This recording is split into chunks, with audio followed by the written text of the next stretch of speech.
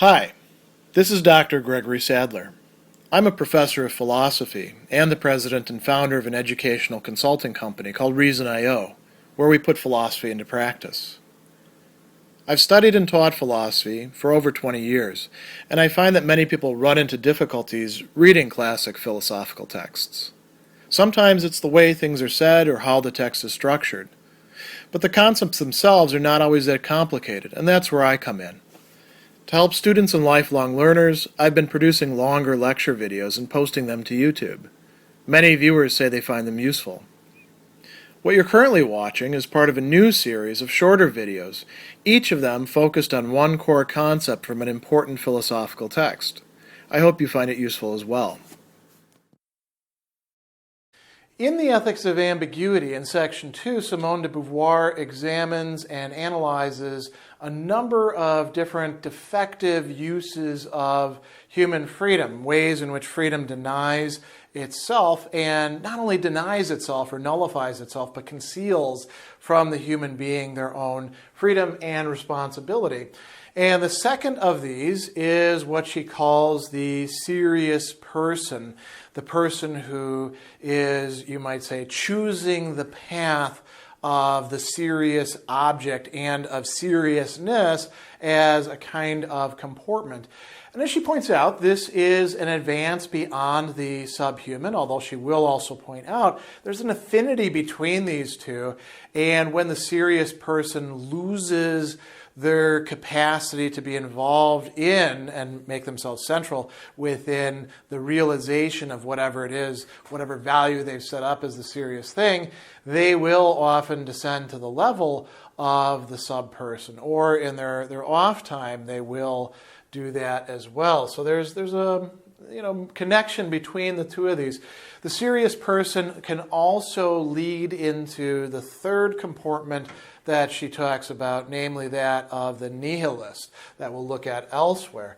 So what is going on with the serious person? She talks about the person submerging their freedom into the context, into the content accepted from society. So there's some sort of, as she's called it before, ready-made value, something that other people could provide, that reading, that media, that one's family could give to one, and then you say, well, maybe I can rebel against this and say that's not that important, or it has to be placed into kind of a hierarchy of values, or you can say, that's it. I have found what it is that I identify with. And she talks about this person, this is a really great phrase, as suppressing themselves to the advantage of the thing with a capital T. And the thing can be anything that you want it to be. Namely, it can be any object that you pick. She just says it has to be sanctified by respect, and it appears in the form of, again, capital C, cause, science, philosophy, revolution, etc. She goes on a little bit further and she says that a frivolous lady of fashion can have this mentality of the serious as well as an engineer. There is the serious, here's what's definitional about it, from the moment that freedom denies itself to the advantage of ends which one claims are absolute. So anything can become the serious. You could be a vegan and be caught up in the serious this way. You could be a comic book collector, the one who is absolutely insistent on the need to keep things within their wrappers and in mint condition. You could be collecting Star Wars figurines that way. And that could become the thing. Fashion is a prime example. People who think that fashion fundamentally matters, and that we have to obey its dictates. That would be the same thing. People who are involved in really any sort of creative or artistic domain in that way could be the serious person, as can somebody who thinks that the military is what is absolutely important. People who buy into a political cause in an unquestioning way. People in the present who echo all this stuff about the founding fathers and their intent and, liberty, and they do so in a very abstract manner. I think they're arguably what de Beauvoir would call the Serious person. People do this as well with their religions. People do this with their anti-religion. People can do this with all sorts of things. Exercise is another great example. So actually, diet too. People who become evangelists for diets. So they suppress themselves to the advantage of the thing. And like she says, they subordinate their freedom to values that would be unconditioned. Now, we need to talk about this. What does it mean for them to be unconditioned? It means that nothing else is qualifying them. So if I say, for example, that family is what matters to me the most, and that shows in the way in which I carry out my life. So I work very hard to provide for my family. I'm also not one of those, here's a great example of the serious person. The serious person could be the person who works very, very hard because what matters to them is providing a good home and security to their family, and they ignore the fact that their kids want engagement with them because they're too tired to do so when they come home from work, or their spouse, right? Whatever it's going to be. And they essentially work themselves out of that value of family. Family is an abstract value in that case. And the real needs of the family are denied. But I was thinking instead, what about somebody who's a little bit more, substantively engaged with that family, and they've like ticked off every single box, and then they get a kid who comes to them and says, listen, I was driving last night, and I think I killed somebody. And do you cover it up? Do you report it? Do you investigate it? Do you deny it?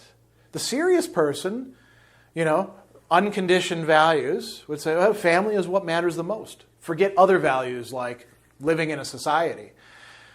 For a value to be conditioned means that there is the call of other values. It has to be placed in relation to other values. And so the serious person is somebody who might have a hierarchy of values, but they're never, whatever's at the top is never going to be questioned. Or if it is, that's when freedom comes in, and we have some problems there. Now, she talks about this as a repetition of the dynamic of childhood that she discussed a little bit earlier in this section. She says, it's easily understood why of all the attitudes which are not genuine, not authentic, this is the most widespread, because every person was first a child. After having lived under the eyes of the gods, that is the parents, having been given the promise of divinity, one does not readily accept becoming simply a person with all the anxiety and doubt. What is to be done? What is to be believed? And she says, often the young man who has not, like the subman, first rejected existence, so that these questions are not even raised, is frightened at having to answer them. After a more or less long crisis, he turns back to the world of his parents and teachers, or he adheres to values which are new but seem to him just as sure. So whether you rebel, whether you go back, if you're just taking these values as for granted and setting them up as absolutes, as unconditioned, you're lapsing into this seriousness. But this is doing so as an adult, not as a child. So she says that there is a dishonesty here, fundamental inauthenticity, we could call it. What is it? Part of it is that they have to repeatedly renew this denial of freedom. She says, this person chooses to live in an infantile world, but to the child the values are really given. So you see, the child has the repetition supplied by the adults. The adults supply the ways in which things are done. They supply explanations. They supply examples, often contradictory ones, granted. And the child has the adult giving them, or the adults giving them, how things ought to be. The adult, well, they can claim, well, my leader does this, or this writer does this, or here's what my guru says, but they're really choosing it because they are an adult. So they have to, and it can't be done once and for all. You can't find, let's say that de Beauvoir was like going to be your guru, right? You can't read the book once and say, all right, I've figured it out once and for all. Now I never have to think about this again. Because you do have to think about it. You do have to reassert it. That's the nature of human freedom and choice. We are unable to commit ourselves in such a way that the one commitment lasts for all time. We have to recommit ourselves over and over again. So what's being denied here is the fact that one is doing this, being concealed. right? She says the serious person must mask the movement by which he gives these values to himself, like the person who, while reading a love letter, pretends to forget she has sent it to herself. Isn't that a great metaphor right there? Somebody would, in this case, you create a dummy email account and then email, or even better, a dating site, right? You get onto a dating site, pretend to be somebody that you would be attracted to, write yourself a nice little note, send it to your own profile, get it, and then you have to say, oh, this is so nice. Somebody likes me. I'll write something back to them. And then you have to go back and pretend that you're not that person anymore. It's very difficult to do that for anyone who is authentic, because you know that you're playing with yourself, essentially, right? So she goes on and she says that there's other things as well. This person is freely establishing the value of the end and making themselves a slave to that end. And they refuse to recognize that they're doing this. That is what allows them to become the slave to the end. Because they don't acknowledge that it's their own choice that makes, say, the church or the army or this politician and they're winning the election or something like that, the prime value. Because they don't do that, they become enslaved to it. And they are enslaving themselves. So there's a really strange dynamic, but a common dynamic going on here. She says he forgets that every goal is at the same time a point of departure, and that human freedom is the ultimate, the unique end to which human beings ought to destine themselves. So it's a denial of our own freedom. She also has this interesting analysis of the term useful.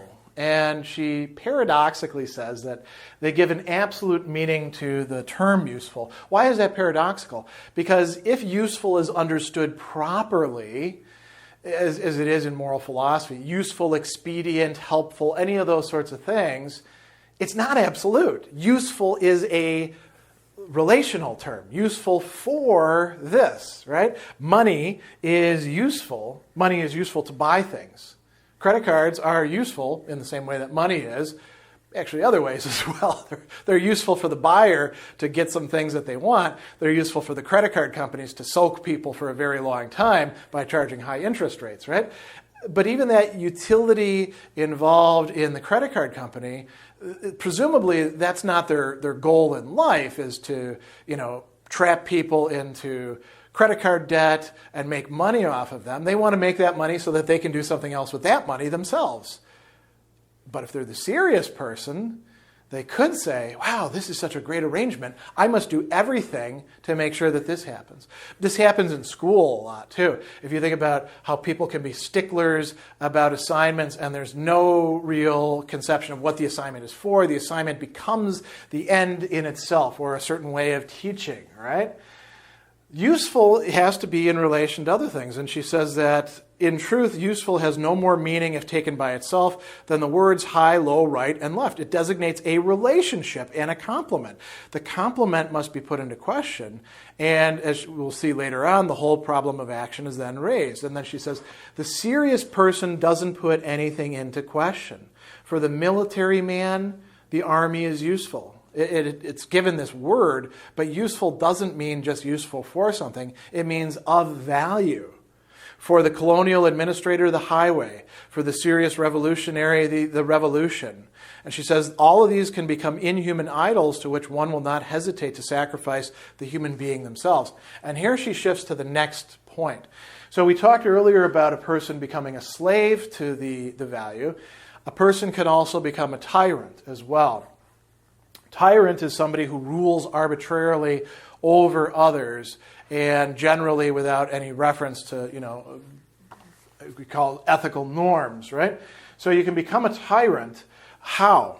She says that, here we go, ignoring the value of the subjectivity and the freedom of others to such an extent that sacrificing them to the thing This person persuades themselves that what they sacrifice is nothing. The colonial administrator who has raised the highway to the stature of an idol will have no scruple about assuring its construction at the price of a great number of lives of the natives. For what value has the life of a native who is incompetent, lazy, and clumsy when it comes to building highways? The object becomes the thing that matters the most. And it could even be arranged in this sort of way. The highway, these silly natives don't realize how much this highway is going to radically improve their lives. So if we have to kill a few of them in the process in order to make the highway exist for the benefit of natives in the future, well, that's just too bad.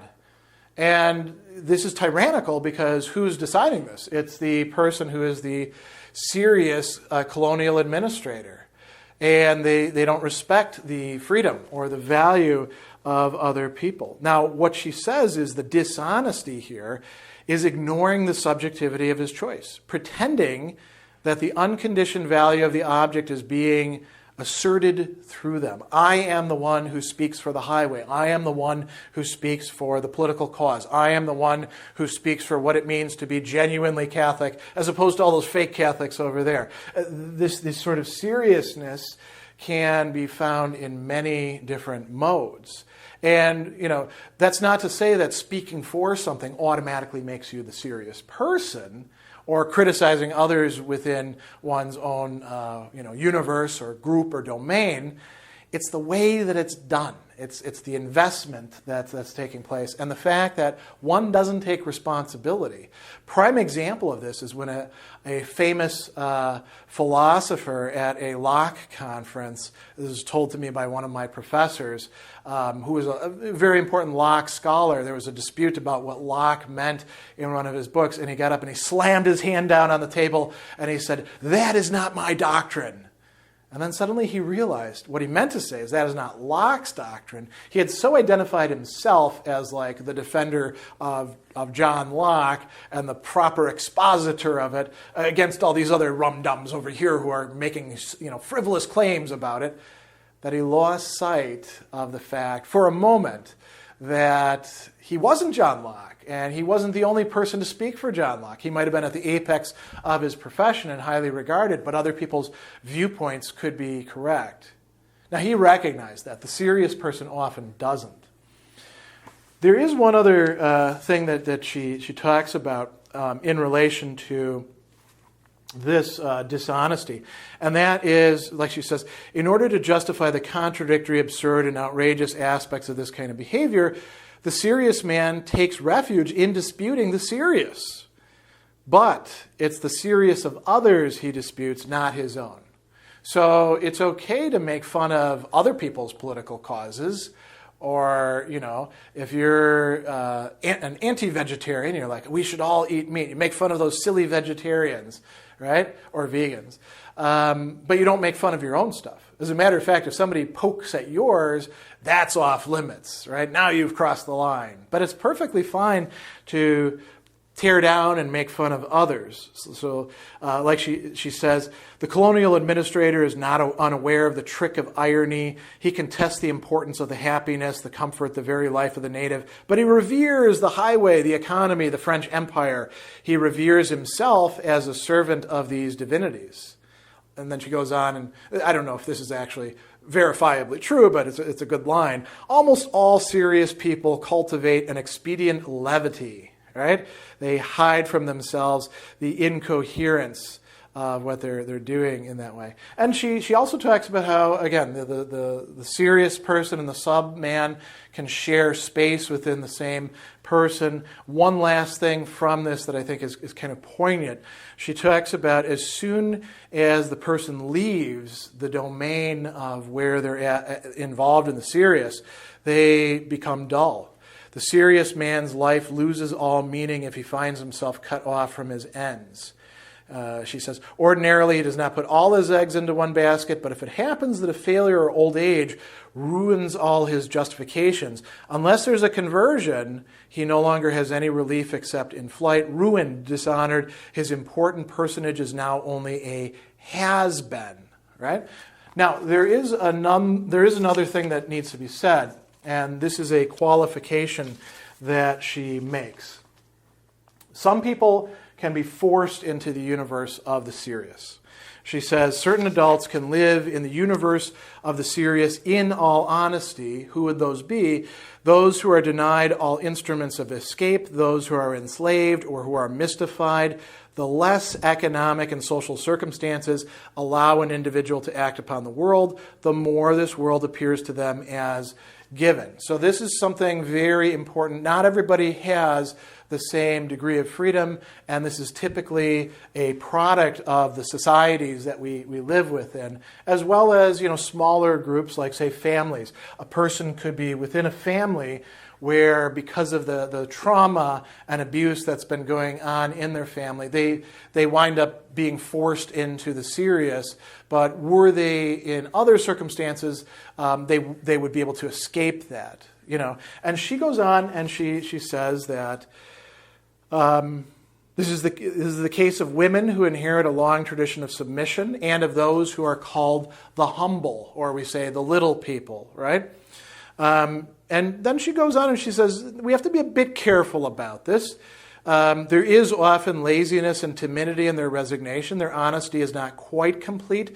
But to the extent that it exists, their freedom remains available. It is not denied.